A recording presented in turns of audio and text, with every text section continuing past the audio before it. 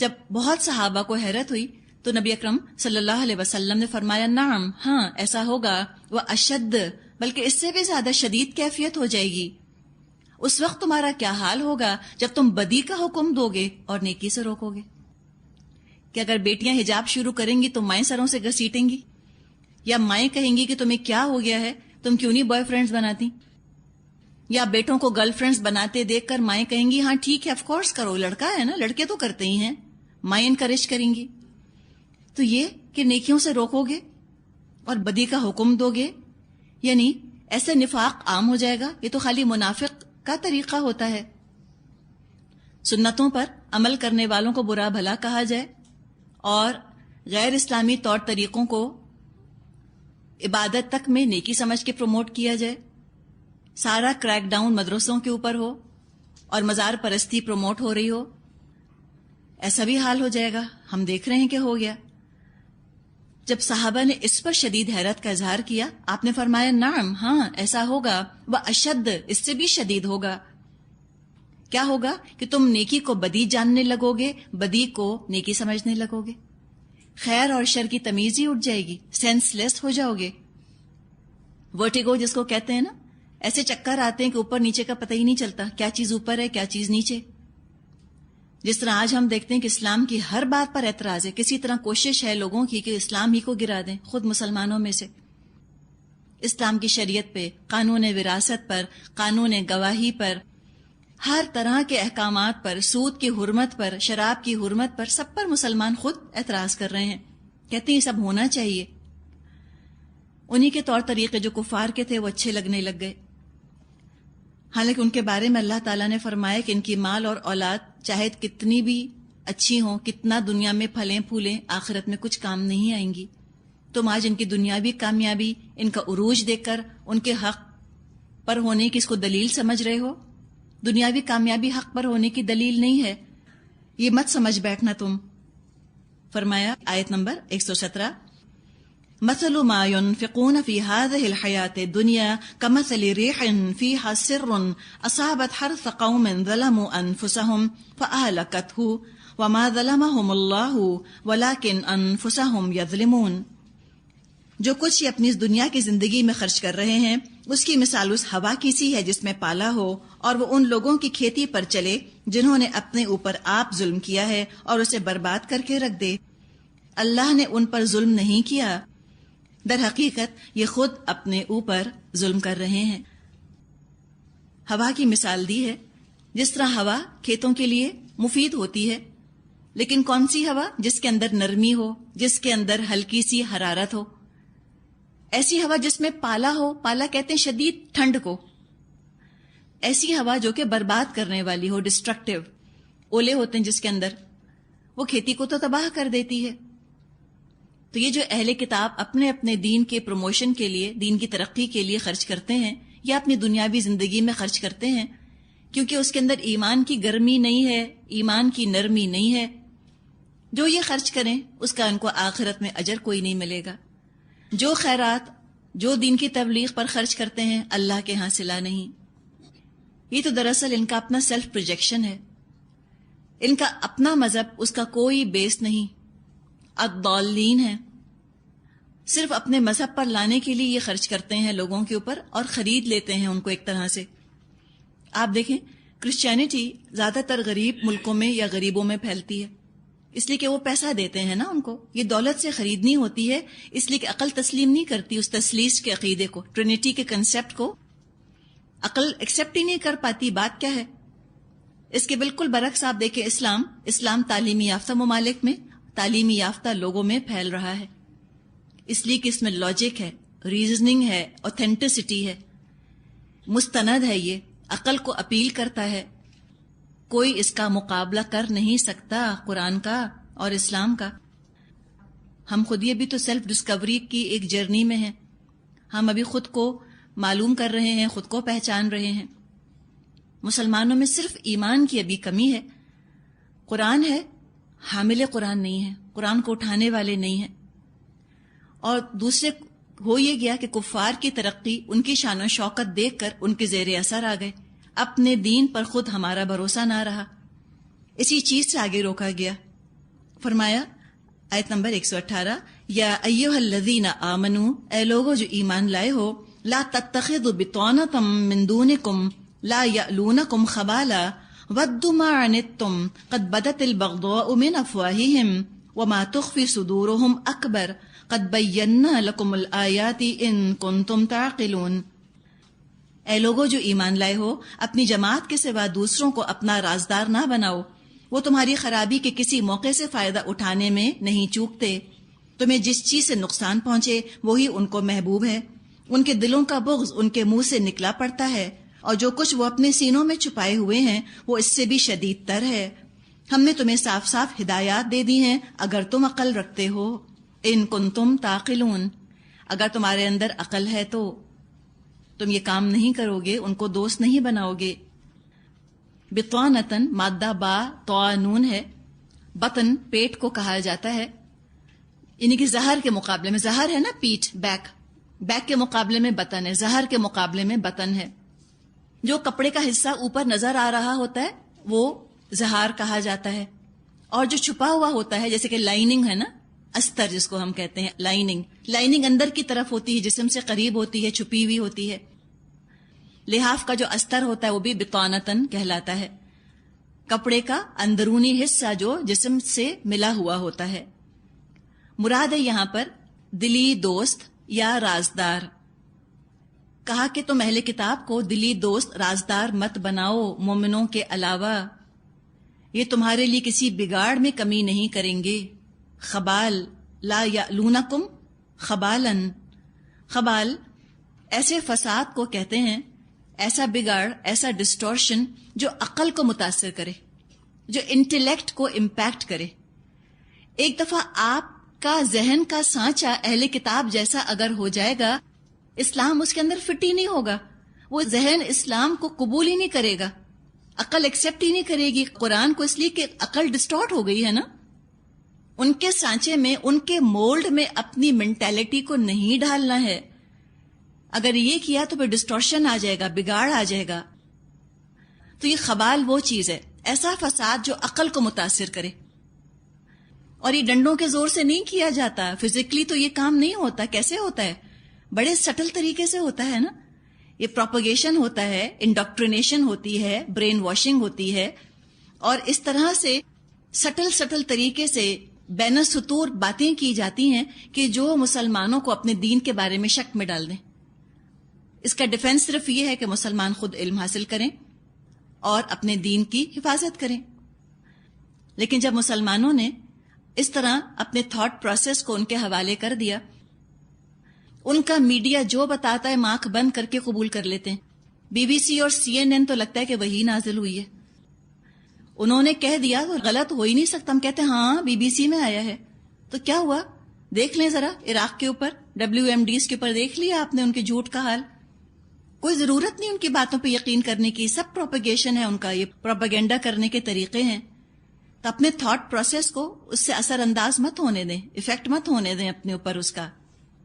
ایسا نہ ہو کہ کافر ہمارے ذہنوں پر چھا جائیں اور ہم قرآن کو چھوڑ کر کفار کو اپنا رہنما بنا لیں۔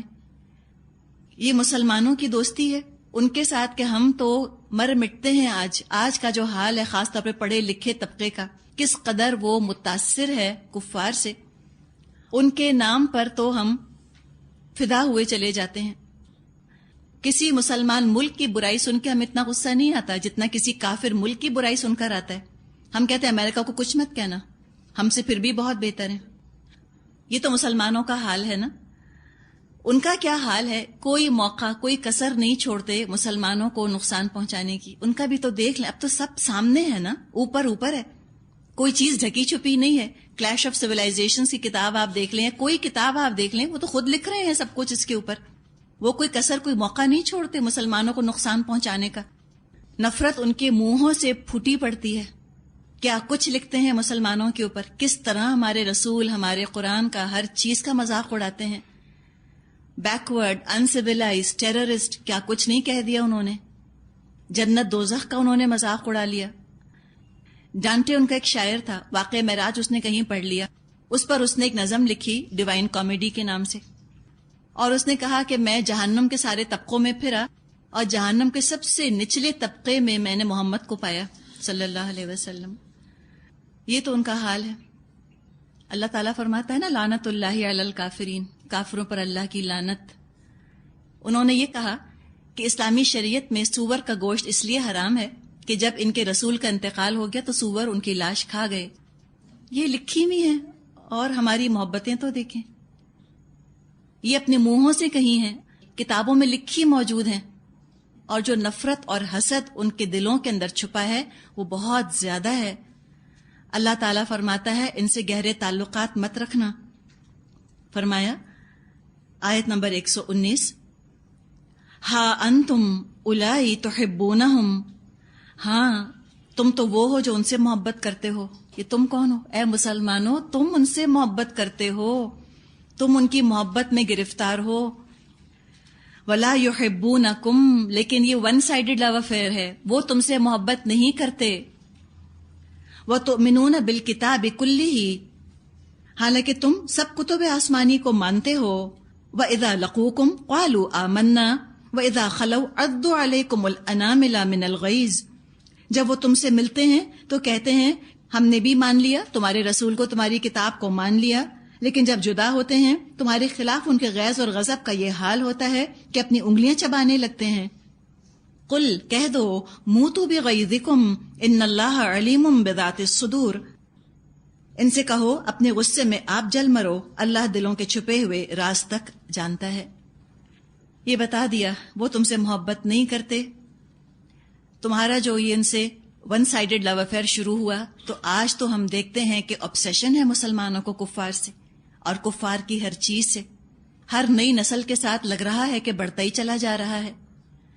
ہم ان کی ہر چیز کے دیوانے ہیں. ہم ہندوؤں کی طرح براتیں کھلاتے ہیں، وہ مسلمانوں کی طرح ولیمہ نہیں کھلاتے. ہم ہندوؤں کی طرح جہیز دیتے ہیں، وہ مسلمانوں کی طرح مہر نہیں دیں گے. ہم کرسچنز کی طرح برتھ ڈیز مناتے ہیں، وہ مسلمانوں کی طرح عقیقہ نہیں منائیں گے. ہم ہیلووین، ہم بسنت مناتے ہیں، ہم ہولی مناتے ہیں، ہم ویلنٹائنز مناتے ہیں، وہ تو ہماری عید بقرعید نہیں منائیں گے.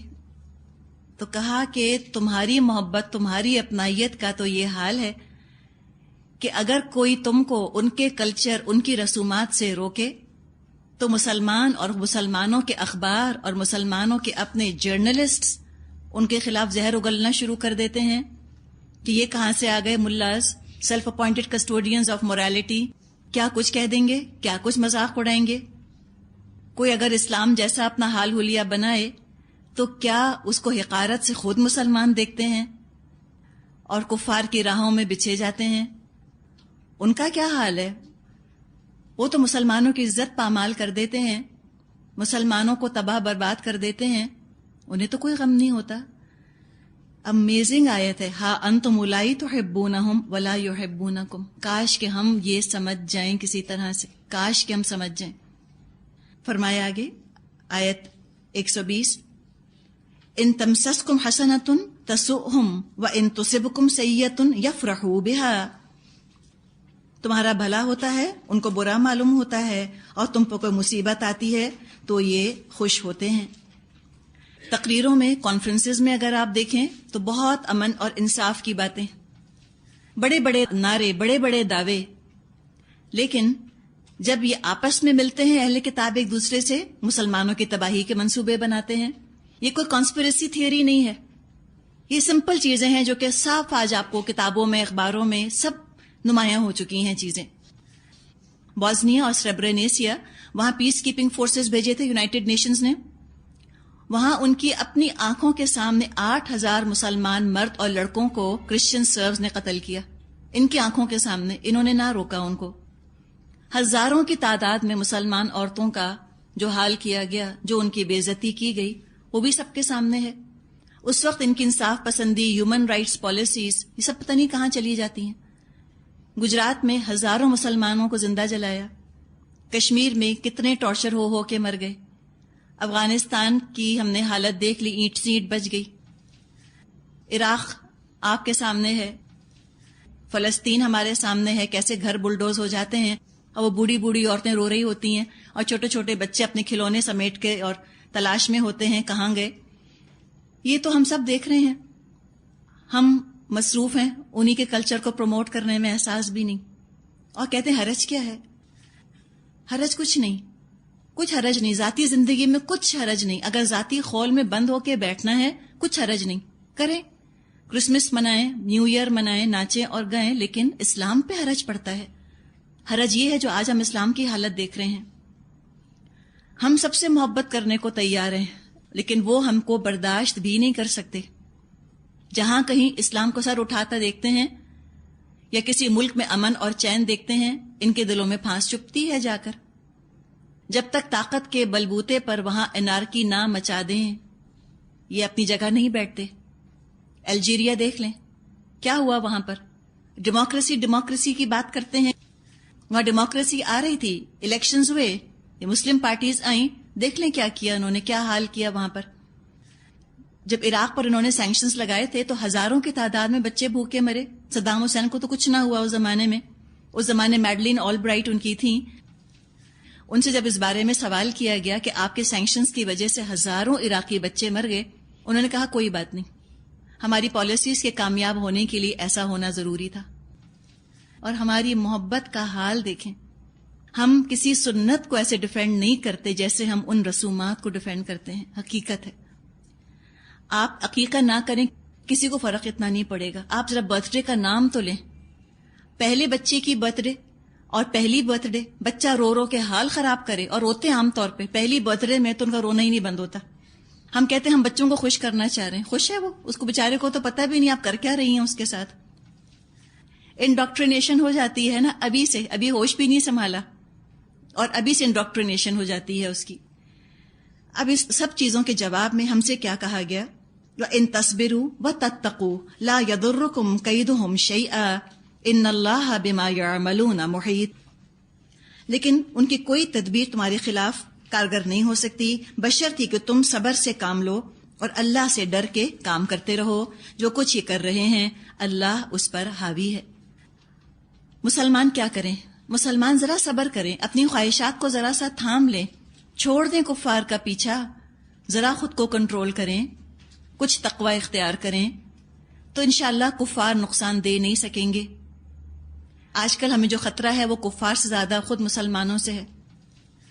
ہم وہ کہتے ہیں نا انگلش میں، friends like these who needs enemies.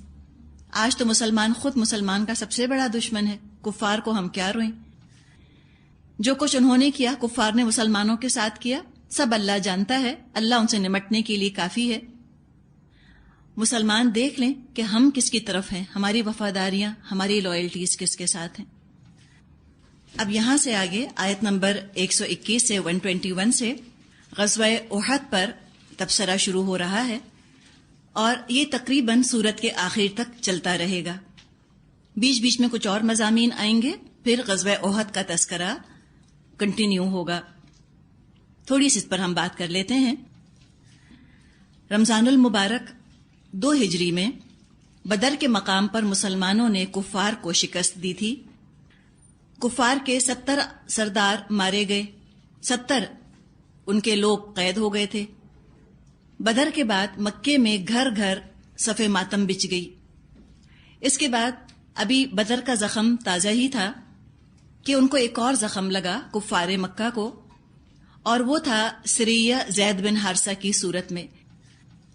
سریہ اور غزوہ یہ 2 الفاظ ہیں جو آپ کو اسلامی تاریخ کی کتابوں میں ملیں گے. غزوہ اس جنگ کو کہا جاتا ہے جس میں نبی اکرم صلی اللہ علیہ وسلم خود بنفس نفیس شامل تھے. ہم کہیں گے غزوہ بدر، غزوہ احد، ٹھیک ہے. سریہ اس جنگ کو کہا جاتا ہے کہ نبی اکرم صلی اللہ علیہ وسلم نے صحابہ کو کسی خاص سمت میں، کسی خاص محاذ پر بھیجا، کسی فرنٹ پر بھیجا، لیکن نبی اکرم صلی اللہ علیہ وسلم خود شامل نہیں ہوتے تھے اس کے اندر. آپ مدینے ہی میں ہوتے تھے. وہ سریہ کہلاتا تھا. تو ایک سریہ آپ نے بھیجا زید بن حارثہ رضی اللہ عنہ کی کارکردگی میں، ان کی نگرانی میں، اور یہ جمادی الاخر 3 ہجری میں یہ واقعہ پیش آیا. ہوا یہ کہ سریہ کی طرف قریش کے تجارتی قافلے جایا کرتے تھے، شام کی طرف. جو ان کا نارمل روٹ تھا، ریڈ سی کے کنارے کنارے، بحر احمر کے کنارے کنارے جو ان کا نارمل اپنا ٹریڈ کیراوین جو ان کے چلا کرتے تھے، جو تجارتی شاہراہ ان کی تھی، تجارتی قافلے ان کے جاتے تھے، اس روٹ پر اب مسلمانوں نے اپنا اثر قائم کر لیا تھا. اس روٹ پہ اب کفار کے تجارتی قافلے نہیں جا سکتے تھے. بلکہ غزوہ بدر کا جو ایک سبب تھا، ایک ریزن تھا، وہ یہ کہ ابو سفیان جو ابھی تک مسلمان نہیں ہوئے تھے، وہ اپنا قافلہ لے کر جا رہے تھے اسی شاہراہ کے اوپر، اور ان کو ڈر تھا کہ مسلمان حملہ کر دیں گے. تو ابو سفیان نے مکے والوں کو پیغام بھیجا تھا کہ مجھے ڈر ہے کہ مسلمان میرے قافلے پر حملہ کریں گے، لہٰذا میری مدد کے لیے فوج بھیجی جائے. تو یہ ہوا کہ وہ قافلہ تو انہوں نے اپنا بچا لیا تھا ابو سفیان نے، اور جو مکے سے فوج نکل کر آئی اس کا اور مسلمانوں کا پھر مارکا ہوا، جو کہ جنگ بدر، غزوہ بدر کے نام سے جانا جاتا ہے. اب وہ راستہ محفوظ نہ رہا، نیا ٹریڈ روٹ ان کو تلاش کرنا تھا، نئی تجارتی شاہراہ تلاش کرنی تھی کفار کو. انہوں نے تلاش کی اور سفیان بن امیہ کی قیادت میں عراق کے راستے سے ایک قافلہ، ایک کیراوین روانہ ہوا. مسلمانوں کو اس قافلے اور اس نئے راستے کے بارے میں پتہ چل گیا اور انہوں نے نبی اکرم صلی اللہ علیہ وسلم کو اس کی خبر دی. آپ دیکھیں مسلمان کتنے الرٹ تھے، کتنے بیدار مغز تھے، دماغ کتنا تیز تھا ان کا، دور تک سوچتے تھے. ان کو کیا ضرورت تھی یہ پتہ کرانے کی کہ کہاں سے قافلہ جا رہا ہے اور کون سی روٹ انہوں نے نئی ڈسکور کر لی. مسجدوں میں بیٹھتے، اللہ اللہ کرتے، متقی تھے. ہم نے متقی کا تصور یہی سمجھا ہے نا. ہم کہتے ہیں وہ بولا بھالا، ایسے بیوقوف جیسا غافل، وہ ہوتا ہے متقی. اس کو نہیں پتا دنیا میں کیا ہو رہا ہے، وہ کیا جانے جغرافی کیا ہوتی ہے، اور متقی کیا جانے کہ ٹریڈ اور فائنینس کیا ہوتی ہے. ہم نے یہ تصور بٹھا لیا. اور اللہ توکل کا مطلب ہم نے سمجھا ہم ذاتی نماز روزہ کرتے رہیں، اللہ دین سنبھالنے والا ہے. لیکن مسلمانوں کا تو یہ تصور نہیں تھا، صحابہ کا یہ تصور نہیں تھا، یہ غلط تصور ان کا نہیں تھا. بہت الرٹ رہتے تھے. حالات کی نفس پر ان کی انگلیاں رہا کرتی تھیں کہ حالات کہاں جا رہے ہیں. نبی اکرم صلی اللہ علیہ وسلم کے پاس فوراً اطلاعات پہنچ جایا کرتی تھیں کفار کی کیا موومنٹس ہو رہی ہیں. سب پر آپ نظر رکھتے تھے. جب آپ کو یہ پتا چلا کہ ایک نیا راستہ انہوں نے تلاش کر لیا، وہاں قافلہ ان کا جا رہا ہے، آپ نے فوراً حملے کی تیاری کی اور زید بن حارثہ رضی اللہ عنہ کی کمانڈ میں ایک دستہ روانہ کیا. انہوں نے پورے قافلے پر قبضہ کر لیا. 3 لوگ گرفتار ہوئے، باقی بھاگ گئے. اب وہ ظاہر ہے وہ تجارتی قافلہ تھا، ڈھیر اس کے اندر مرچنڈائز، بہت سارا سامان تھا، برتن اور چاندی جس کی قیمت تقریباً 1,00,000 درہم تھی، وہ مسلمانوں کے ہاتھ لگی. اس واقعے نے قریش کے غم اور غصے میں مزید اضافہ کر دیا. چنانچہ انتقام کے لیے انہوں نے مسلمانوں پر بھرپور حملہ کرنے کی تیاریاں شروع کی. ایک اور بات آپ یاد رکھیں، نام کوئی بھی لے ہیں کفار، کوئی نام لیں، جسٹس کا لیں، عدل کا لیں، اور چاہے وہ ایونج کرنے کا نام لیں کہ وہ ہم ظلم و ستم ختم کرنے آ رہے ہیں، نام کچھ بھی لیں، سارا موٹیویشن ہوتا ان کا کیا ہے؟ اکنامک، فائنینشل، معاشی وجوہات ہوتی ہیں. کچھ ٹریڈ پر ان کے زد پڑ رہی ہوتی ہے، ٹریڈ میں کمی آ رہی ہوتی ہے تو وہ حملہ کر دیتے ہیں دوسرے مسلمانوں پر. آج بھی آئل کا ہی چکر ہے نا سارا، اور پھر وہی پرانا چکر ہے کہ وہ اسلحہ بناتے ہیں کفار. اب اگر مسلمان لڑیں گے نہیں تو اسلحہ کہاں استعمال ہوگا ان کا؟ انہیں تو کرنا ہے. سود پر پیسہ وہ دیتے ہیں، مسلمان آپس میں لڑیں گے سود پر، ان سے پیسہ لیں گے.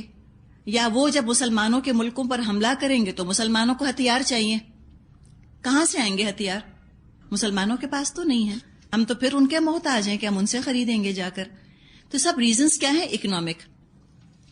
کولونیلزم کیا تھا؟ اپنی کالونیز ان کو چاہیے تھی کہ جو ان کے ہاں ماس پروڈکشن شروع ہوئی تھی ان کے ملکوں میں، ان کی فیکٹریز میں، اس کے لیے ان کو تجارتی منڈیاں چاہیے تھیں، ان کو کالونیز چاہیے تھی. تبھی انہوں نے جو ہے یہ امپائرز اپنی بنائی اور وہاں سے نکل کر ایشیا کی طرف آئے اور مختلف ملکوں پر انہوں نے قبضہ کیا تاکہ ان کی ٹریڈ چلتی رہے.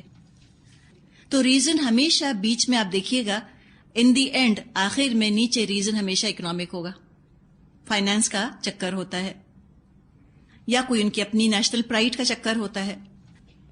یہاں بھی آپ دیکھ لیں مشرکوں کا کیا جذبہ محرکہ کیا تھا. مشرکوں کا احد میں جو موٹیویشن تھا، ایک تو یہی نیشنل پرائیڈ، قومی عصبیت. دوسرے مکے کا اکنامک بلاکیڈ ہو گیا تھا، معاشی مقاطعہ ہو گیا تھا ان کا، اس کی ان کو فکر تھی۔ تیسری چیز ان کی انا مجروح ہوئی تھی، بدر میں سخت شکست ہوئی تھی ان کو۔ بدر میں جو مقتول تھے ان کے، تو ان پر نوحہ کرنے سے، ماتم کرنے سے بھی مکے میں لوگوں کو روک دیا گیا تھا تاکہ اپنے اندر جذبے کو تھامے، جذبے اور دہکیں، انتقام ان کا اور بھڑکے۔ اور ایک اور جو ان کا ریزن تھا جنگیں کرنے کا، وہ تھا ذاتی شجاعت کے جوہر دکھانا، پرسنل گلوری کے لیے، کہ جنگ میں شریک ہوں گے تو بڑے بڑے کارنامے دکھائیں گے، شہرت ہوگی، عزت ہوگی، شاعر ان کے قصیدے پڑھیں گے، لوگوں کے منہ پر ان کا نام ہوگا۔ اس لیے وہ جنگ بھی کیا کرتے تھے، لڑتے تھے، سامان پر، اسباب پر ان کا توکل ہوا کرتا تھا۔ اس کے برعکس مسلمانوں کا دیکھیں، مسلمانوں نے جنگیں کیوں لڑیں؟ مسلمانوں کا جذبہ محرک کا موٹیویشن کیا تھا؟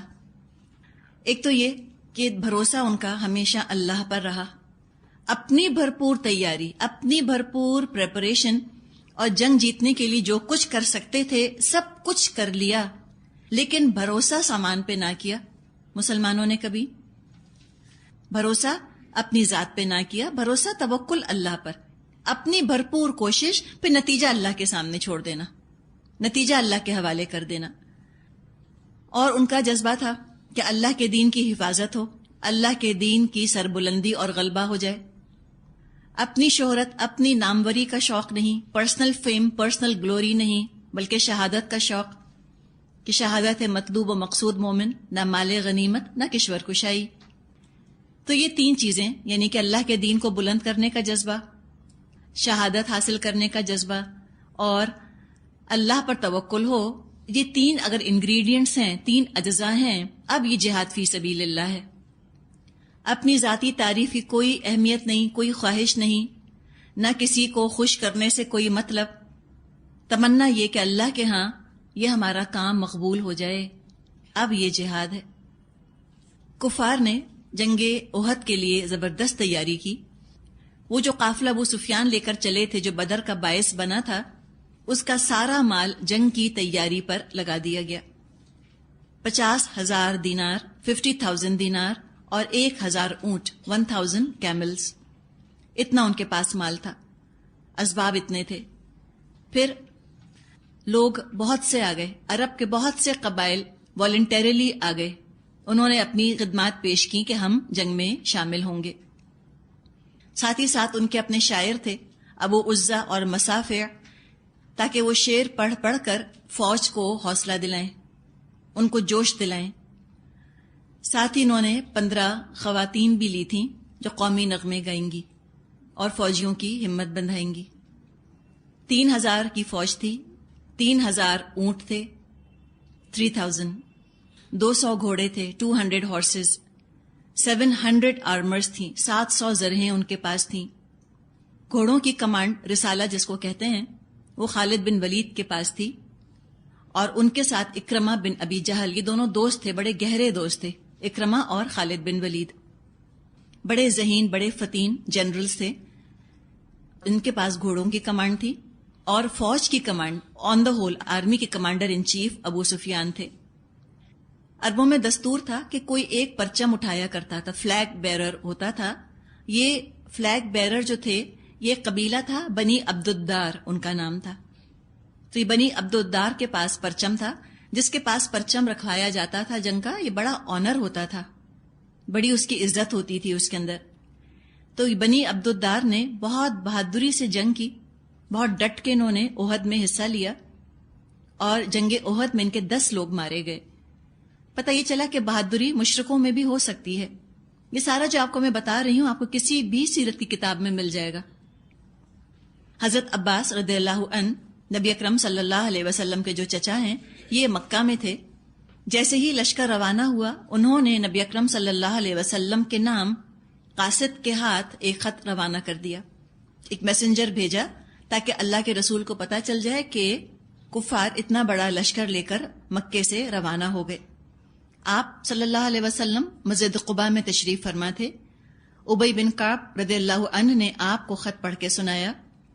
اس کے بعد مدینے میں مسلمان مردوں نے جو جنگ کے قابل تھے انہوں نے ہتھیار پہن لیے، نماز میں بھی وہ ہتھیار نہیں اتارا کرتے تھے۔